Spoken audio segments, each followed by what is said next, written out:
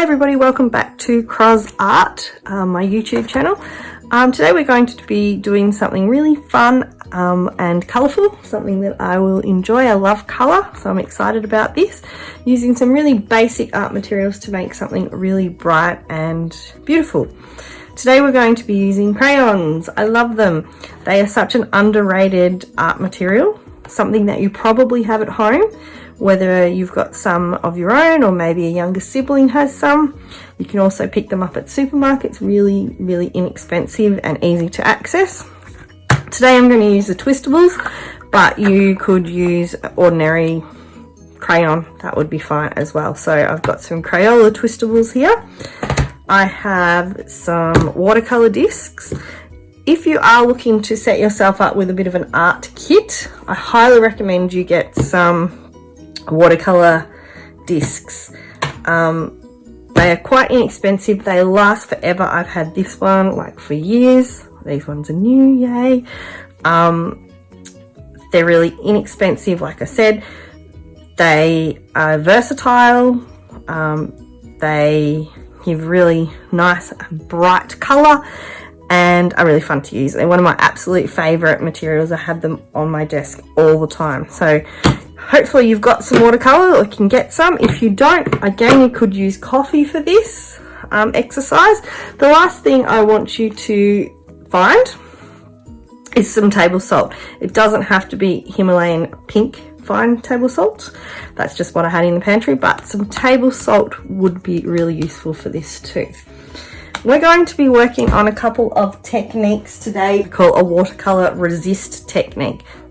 So we're going to be using our crayons to create a waxy surface that the water won't stick to, because obviously oil or wax will repel the water. We're also going to use the table salt to create an absorption technique, which I will show you how that works. Some of you may have done this before because I really enjoy doing it. It's a great little effect and something that you can do readily at home. So for this, I would pick out your white crayon. You could use other colors and I might later on explore that a bit further. And this is just our trial page, like I always do. I want you to draw using your white crayon.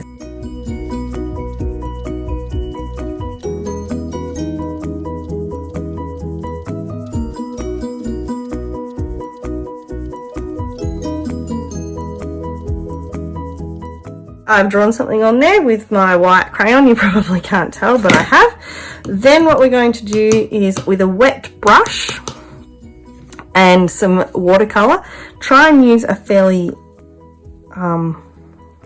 well pigmented brush, so you use a lot of paint rather than too much water, so you're getting a really nice bright color. So I'm going to use this orange here, and you're going to be working over your page, and what you'll see, the magic happens. Where your crayon is will stay white and it repels that watercolor and creates such a beautiful effect. I love this. I think it looks really beautiful.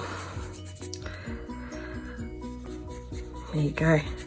It appears. So obviously I've just done little marks on my page, but on my final artwork I'm going to show you one with some more detail.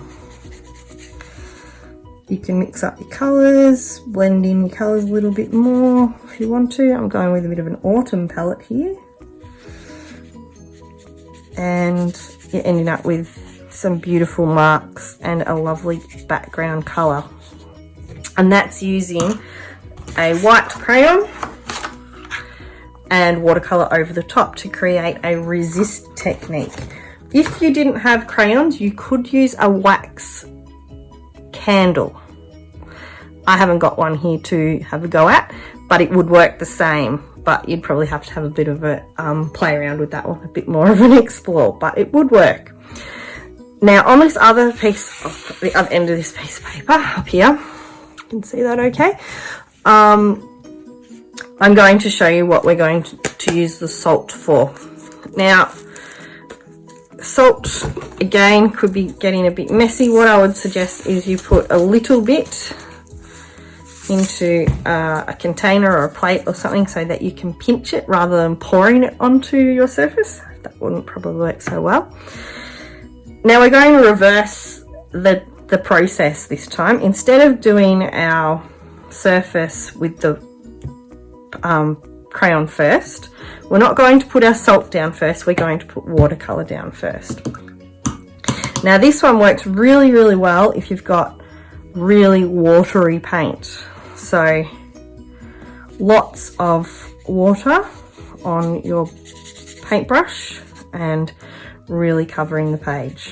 So you can see those watermarks are appearing there, which I love those about watercolour.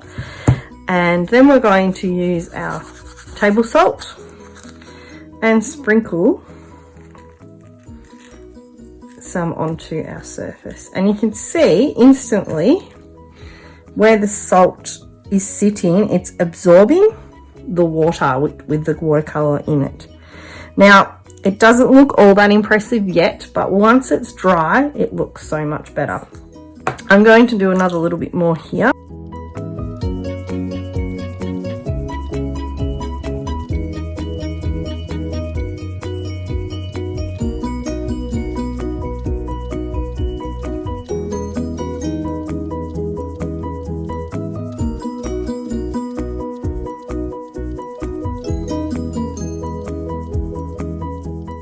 Don't rub the salt off, leave it there, let it dry.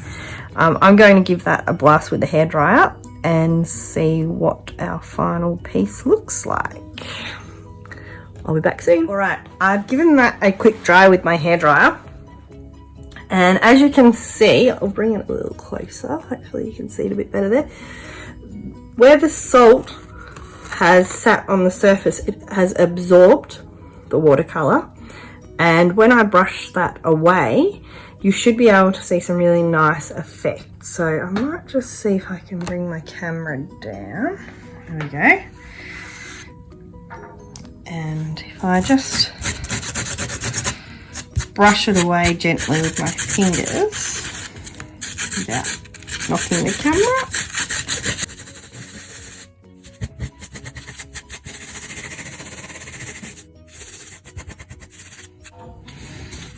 And tapping that off, you can see those beautiful marks, particularly up here in that purple area. You can really see where that salt has sat on the surface and created these really nice effects. A little bit over here with the green. So they are two really basic watercolor techniques, things that you can do at home. And I'm going to have a go now at exploring both those techniques together in an artwork. So hope you enjoy. Bye.